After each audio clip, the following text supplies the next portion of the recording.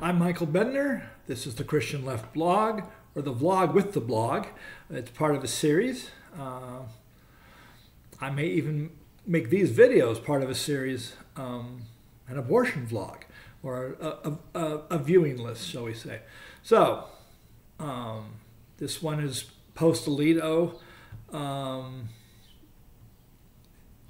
draft, and, getting in the last minute, the Alito, the decision in Dobbs, in Jackson Women's Health versus Dobbs, might be announced in a half an hour from now, and this won't even be posted before then. So, if people say June, I think it's probably going to be on the last day, but you never know. I'll be on record anyway, and it will be a pure video. It won't be repeating something, that's already happened, or commenting on something that's already happened. So this is killing Roe in order to save it. The viability standard made sense before the advancement of science. Chapter 9 of Roe hinted, but did not state, that because Congress had not acted to define the start of legal status, the court had to make one up that matched the language of the 14th Amendment, and that was viability. The current majority is not amused. They seemed willing to punt to the states. If the GOP knew what was good for them in November, they would join the Democrats in drawing a line between viability and some other point. The Republicans think inflation is their ticket to ride in November. Between Jackson v. Dobbs and the Insurrection, and followed by some expulsions, this is not the case. As it is, if they obstruct expulsions when they come to the floor, they will lose. The only options are to hope that Roberts can or has convinced Gorsuch and others to reject Alito's argument, or for advocates to publicly make an argument that forecloses bringing back Plessy's view of state power, saying so explicitly, and that offers an earlier gestational age based in science. The briefs can no longer be heard or read, so the people must speak in a way that meets the majority objections to viability, rather than simply demanding rights for women.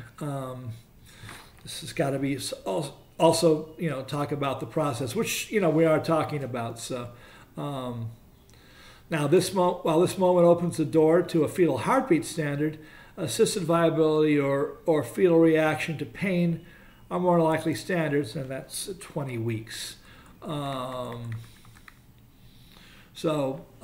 Frankly, even though the fetus cannot appreciate the pain of abortion, or the pain of an instrument going in, because they do shrink from that, it still reacts to the procedure, and for some, that shocks the conscience. Shocks the conscience is the kind of language that sounds like a final opinion of the court would use. At the very least, the whole sentence does. At the very least, it could be used to limit abortion up to assisted viability or to induction. To induce a pregnancy and provide fetal hospice is a legitimate way to deal with defects.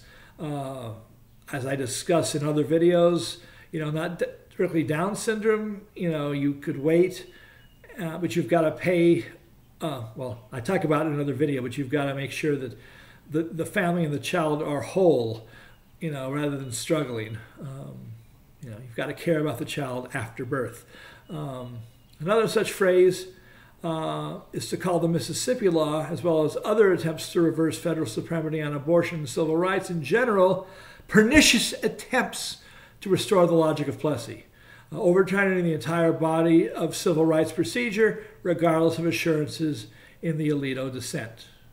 And as it will be in a dissent, fingers crossed. But it's still a pernicious argument. In other words, we need to kill Roe in order to save it, and the entire body of civil rights law. It is the only path I can see to counter Alito effectively. Again, unless it worked out. We shall see some Monday in the near future, possibly in an hour. So, fingers crossed that justices listen to reason. Because something's got to change, and we talk about that in other videos too. Again, thank you for your time. Have a good day, and hopefully a very good day if Gorsuch changes his mind, and they deal with it today. But we shall see.